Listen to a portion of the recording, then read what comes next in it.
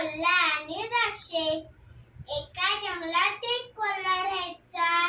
एके दिवशी तो आनंदाच्या शोभात भटकत होता. त्याला खायला काहीच मिळाले नाही.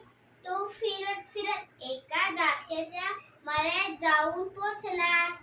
त्याची नजर त्या द्राक्षाच्या सर्वीकडे डोंबपळत असलेल्या द्राक्षावर जाऊन थांबते. तो विचार करतो की अरे वा, हा फळ तर खूपच चविष्ट दिसत आहे, मला हे खायला पाहिजे. तो ते द्राक्ष पकडण्यासाठी उंच उडी मारू लागला. पण काय, जवळ दिसणारे द्राक्ष तर लांबच होते. शेवटी तो प्रयत्न करून दमला आणि खाली पडला. शेवटी त्याला द्राक्ष काही मिळालेच नाही. तो मनात बोलतो की नको मला हे आंबट द्राक्ष, तसे म्हणून तो निघून गेला.